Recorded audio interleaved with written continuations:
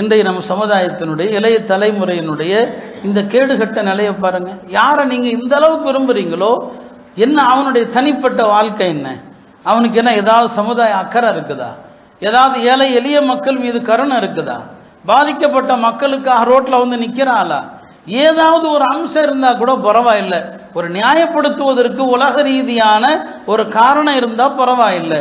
திரைக்கு பின்னால் அசிங்கங்களை அரங்கேற்றக்கூடிய ஒரு நபரை போய் இந்த அளவுக்கு நேசிக்கிறீர்களே, அப்போ உங்க கல்புல கடுகளவு ஈமான் இருந்தா இது நடக்குமான்னு யோசிப்பாரு. அருமையானவர்களே, அதான் நான் திரும்ப சொல்றேன், இது அரசியல் அல்ல இது. அதனால தேர்தல் முடிந்து நான் பேசுறேன். ஏன்னா இதை போன வாரம் பேசினா ஆலிம்கள் பேசுறதுக்கே இப்பெல்லாம் பதில் போடுறாங்க. ஆலிம்கள் சொல்லியிருக்கிறாங்களே, நம்ம அமைதியா இருப்போங்கிற அச்சம் கூட இன்னைக்கு இல்லை. ஆலிம்களை விமர்சித்தீங்க, உங்களுடைய மரண நேரம் கெட்ட நேரம் ஆயிடும். ஞாபகம், உலமாக்களை விமர்சித்தவனுக்கு நல்ல மௌத்து கிடைக்காது. ஒரு ஆலிம் பேசியிருக்கிறார், சரி, அவர் ஒரு அரசியலை பேசினாரு, உனக்கு ஓட்டு போட பிரியம் இல்லையா, நீ வேற கட்சிக்கு ஓட்டு போடு. ஆனா அவருக்கு பதில் போடுறாரு ஒருத்தர், அவளை நெஞ்ச நிமிர்த்து கொண்டு போடுறாரு. எனக்கு அனுப்புனாங்க தோழர்கள், அதை கேட்டு நான் சொல்றேன். பாருங்க சமுதாயம் எங்க வந்துருச்சு பாருங்க.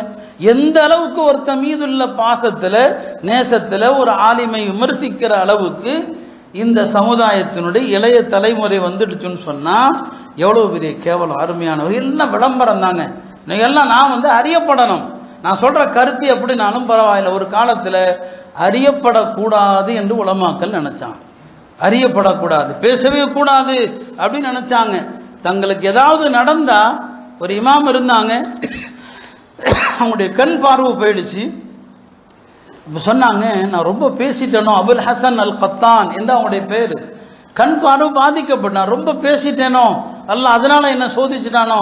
அவங்க என்ன பேசியிருப்பாங்க, சத்தியத்தை, குர்ஆன் ஹதீஸை பேசியிருப்பாங்க. அதை கூட சொல்றாரு, நான் ரொம்ப பேசிட்டதுனால அல்லாஹ் என் கண்ணை எடுத்துட்டானோன்னு சொல்றாங்கன்னா, நீங்க ஒரு நடிகனை பத்தி இவ்வளவு பேசுறீங்களே, அதுக்காக இந்த அளவுக்கு நீங்க பண்றீங்களே, அப்போ உங்களுக்கு சோதனைகள் எப்படி வராம இருக்கும்? அருமையானவர்களே, அல்லாஹ்வுடைய அச்சம் நமக்கு வேண்டும். நம்முடைய மரணம்னு ஒன்று இருக்குதா இல்லையா?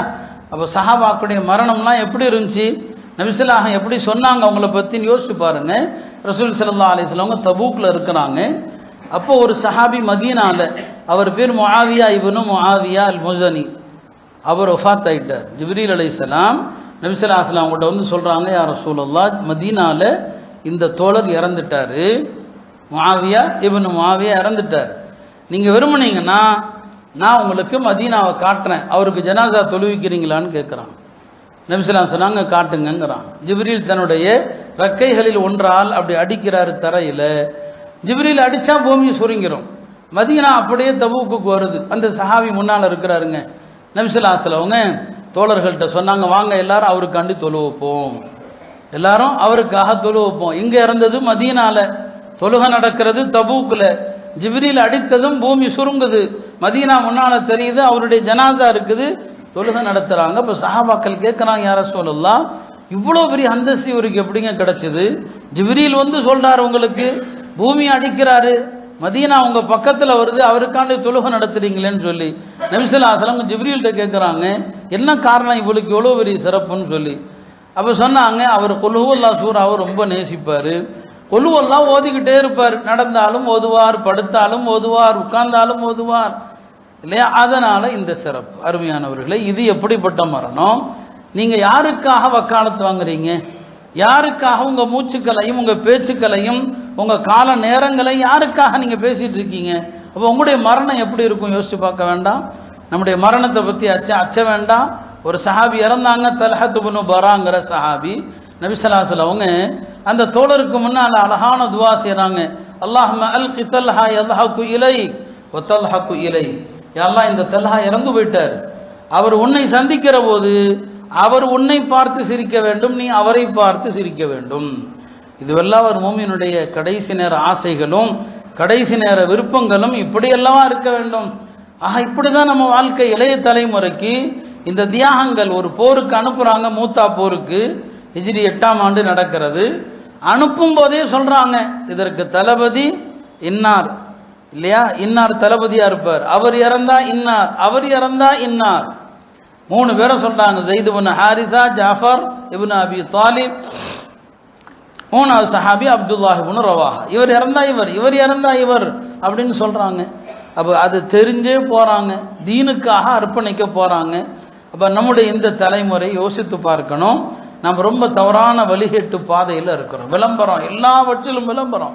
சஹாபாக்கள் இந்த துன்யா முன்னோர்கள் எல்லாம் இந்த தீனுக்காக செய்கிற அந்த சேவைகள் கூட வெளியே தெரியக்கூடாதுன்னு நினைச்சான். காலித் பின் வலீத் எத்தனை போர்கள் அவருக்கு தான் வெற்றி.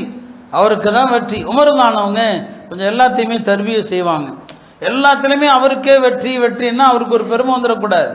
ஒரு போருக்கு அவரை தளபதியாக்கி அனுப்பின பிறகு அவரை பொறுப்பிலிருந்து நீக்கிட்டாங்க. தளபதியாக யாரை போடுறாங்க? அபு உபைதா இப்னுல் ஜர்ராஹ் அவர்களை போடுறாங்க. காலித் பின் வலீத் அவருடைய இஹ்லாஸை பாருங்க. அமீருல் மோமினின் பொறுப்பிலிருந்து நீக்கிட்டாலும் இன்னைக்கா இருந்தா ஒரு ஆளை அமீராக்கி, ஒரு ஆளை நிதாம்பா பொறுப்புன்னு ஆக்கி, அமீர்னா தளபதின்னு அர்த்தம். இன்னைக்கு யாரை தளபதின்னு சொல்லிட்டு இருக்காங்கன்னு உங்களுக்கு தெரியும். அமீர்னா என்ன? தளபதி இல்லையா? இன்னைக்கு யாரை சொல்றான்? தகுதி இருக்குதா? தளபதிங்கிற வார்த்தை எவ்வளோ பெரிய வார்த்தை, நான் கூச்சமில்லாம போய் சொல்றீங்களே. அல்லாஹ்வுடைய பயம் வேண்டாம், இந்த நாவுக்கு அழிவு வந்துடாது. இந்த நாவு எவ்வளோ பெரிய இழிவுகளை சந்திக்கும். என்ன வார்த்தை யாருக்கு? நான் சொல்றது எந்த கட்சி தலைவனுக்கும் சொல்லாதீங்க. நான் மறுபடியும் சொல்றது அதான். இதுக்காக வேற யாருக்கும் சொல்லலாம். இன்னைக்கு மற்ற கட்சிக்காரன் சொல்றதெல்லாம் கூட காசுக்கு தான் சொல்லுவான், உளப்பூர்வமாலாம் சொல்றது இல்லை. ஆனால் இன்னைக்கு இந்த தலைமுறை சொல்லுது. இப்போ காலித் பின் வலீத் நீக்கப்பட்டாங்க. இன்னைக்கு அப்படி நடந்தா என்ன? தான் பொறுப்பிலிருந்து நீக்கப்பட்டதுக்கான அவர்கிட்ட சண்டை போடுவான். காலித் பின் வலீத் இஹ்லாஸானவர் தான். அபு உபைதாவுக்கு கீழே நின்று போராடினாங்க. ஏன்னா அவங்க விளம்பரத்தை விரும்பவே மாட்டாங்க. தான் யாருன்னு தெரியணும், தான் யாரும் காட்டப்படணும் அப்படிங்கிறத ஒரு நாளும் கூட அவர்கள் விரும்ப மாட்டாங்க. அருமையானவர்களே, இதுதான் நமது முன்னோர்களுடைய வாழ்க்கை.